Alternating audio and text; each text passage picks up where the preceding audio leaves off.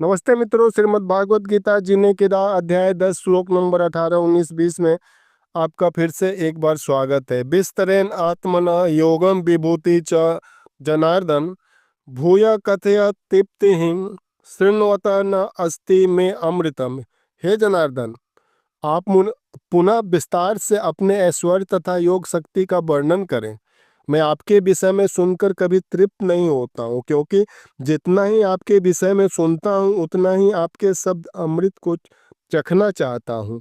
अतः अर्जुन कृष्ण के विषय में और विशेष रूप से उनके सर्वव्यापी रूप के बारे में सुनना चाहता है, क्योंकि जिन्होंने कृष्ण से अपना दिव्य संबंध स्थापित कर लिया है वे पग पग पर भगवान की लीलाओं के वर्णन का आनंद लेते रहते हैं। श्री भगवान उवाच हंत हंत ते कत इष्यामि दिव्या ही आत्मविभूते प्रधान्यतः कुरुश्रेष्ठ न अस्ति अंत विस्तरस्य में। श्री भगवान ने कहा, हाँ, अब मैं तुमसे अपने मुख्य मुख्य वैभव युक्त रूपों का वर्णन करूंगा, क्योंकि हे अर्जुन, मेरा ऐश्वर्य असीम है। कृष्ण जानते हैं जीव उनके ऐश्वर्य का विस्तार को नहीं समझ सकते। हरि अनंत, हरि कथा अनंता। अब कृष्ण उन रूपों को बताने जा रहे हैं जो सामान्य व्यक्ति प्रत्यक्ष रूप से देख सकता है। अहम आत्मा गुडाकेशे सर्वभूत आशय स्थित अहम आदि च मध्यम मध्यम च भूतानाम अंत एव च।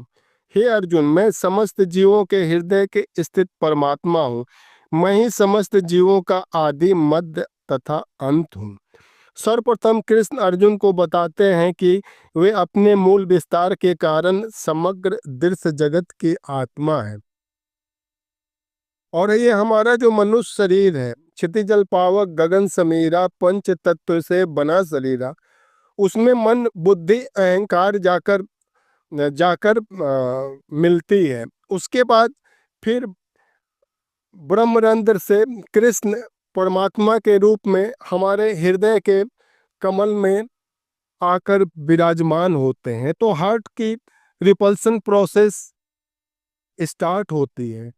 जब तक कृष्ण आत्मा के रूप में हमारे शरीर में विद्यमान होते हैं तभी तक हम जिंदा रहते हैं। वही कृष्ण कह रहे हैं, जो मैं जीवों का आदि मध्य और अंत हूँ। यही चीज ब्रह्मांड में जितनी भी प्रकट चीजें हैं उन सभी के बारे में है। मिलते हैं मित्रों कल फिर श्लोक नंबर 21, 22, 23 के साथ। नमस्कार।